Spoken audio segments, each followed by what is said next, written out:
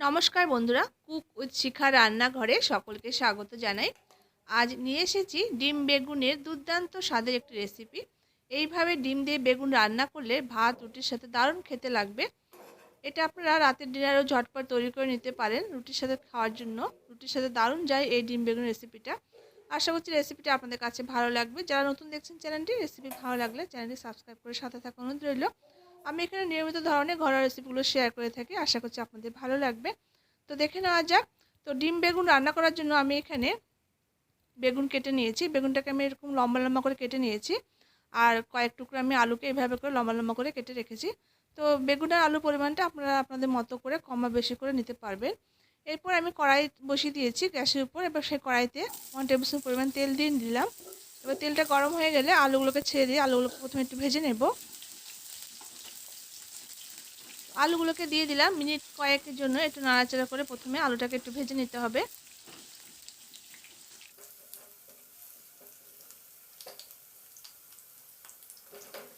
তো মিনিট 3-4-এর জন্য আলুটাকে একটু ভেজে নেওয়ার পর এবার আমি বেগুনটা দিয়ে দিয়েছি।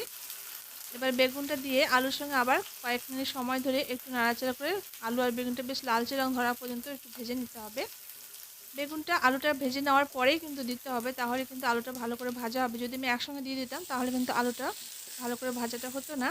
তো দেখুন, আরও মিনিট 4-5 নাড়াচাড়া করে নিয়েছি মিডিয়াম টু হাই ফ্লেমে। দেখুন আলু বেগুনটা বেশ লালচে রং ধরে এসেছে।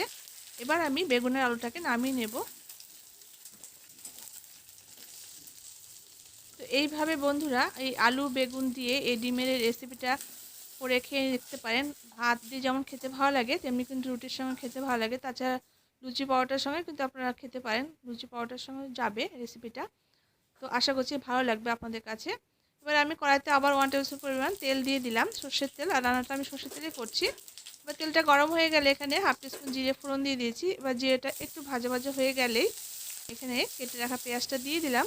তো এখানে একটা বড় সাইজের পেঁয়াজকে আমি একটু বড় বড় করে রেখে কেটে নিয়েছি।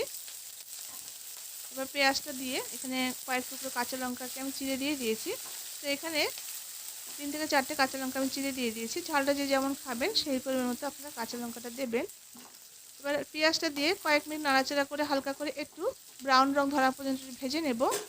খুব বেশি যেন কড়া ভাজা না হয় পেঁয়াজটা একটু হালকা কাঁচা কাঁচা থাকবে। এরপর এখানে আমি 2টো মিডিয়াম সাইজের টমেটোকে ছোটো ছোটো করে কুচিয়ে নিয়েছি, সেই টমেটোটা দিয়ে দিলাম। এবার টমেটোটা দিয়ে 2 মিনিট মতো একটু নাড়াচাড়া করে নেব পেঁয়াজের সাথে। তো আপনারা চাইলে এখানে টমেটো কিন্তু পেস্ট করেও দিতে পারেন। তো আমি এখানে ছোটো ছোটো টুকরো করে দিয়েছি, যেটা আপনাদের ভালো লাগে।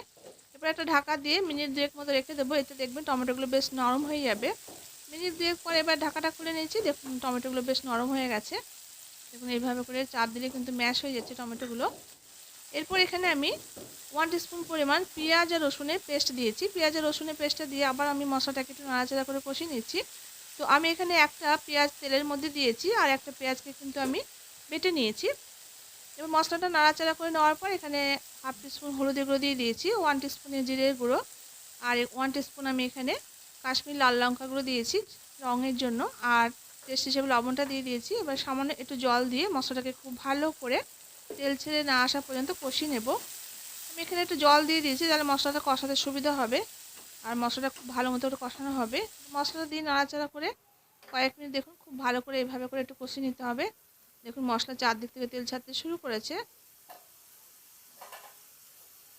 এরপর আমি যে আলু আর বেগুনটাকে ভেজে তুলে রেখেছিলাম সেই আলু বেগুনটা আমি মশলার মধ্যে দিয়ে দিয়েছি। এবার হালকা হাতে এই মশলার সঙ্গে আলু বেগুনটাকে মিশিয়ে নেব। খুব বেশি জোরে জোরে কিন্তু ঘাটা যাবে না, তাহলে বেগুনগুলো যেহেতু নরম আছে একদম কিন্তু ঘাটা ঘাটা হয়ে যাবে। তো হালকা একটু নাড়াচাড়া করে নিলাম। এবার ফ্লেমটাকে লোতে দিয়ে আমি একটু মিনিট 5-6-এর জন্য লো ফ্লেম করে একটু রান্না করে নেব।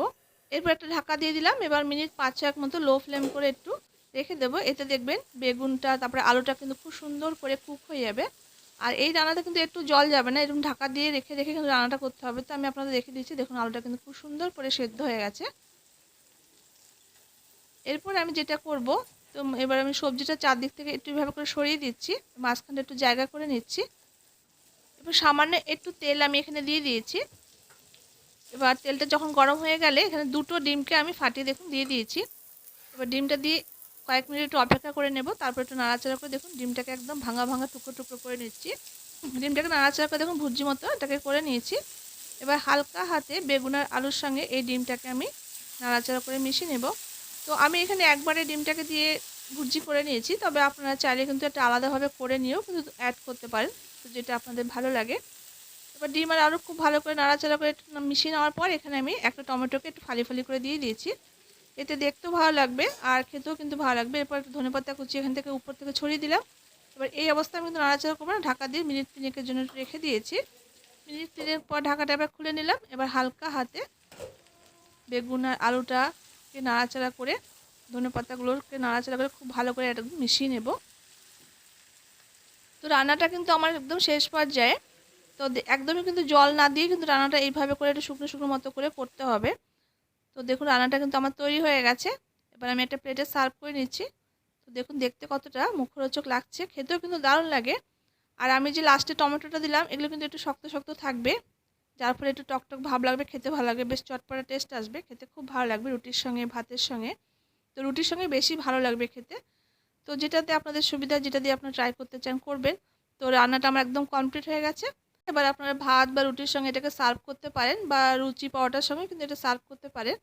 তো আশা করছি রেসিপিটি আপনাদের কাছে খুব ভালো লেগেছে, ডিম আলু বেগুনের এই রেসিপিটি। যদি ভালো লাগে তাহলে এইভাবে অবশ্যই একবার ট্রাই করে দেখবেন। আর আপনাদের কাছে কেমন লাগলো খেতে তা অবশ্যই কমেন্ট বক্সে কমেন্ট করে জানাবেন। দেখা হচ্ছে পরবর্তী কোনো রেসিপির সঙ্গে, ততক্ষণের জন্য আপনারা সবাই খুব ভালো থাকবেন, সুস্থ থাকবেন।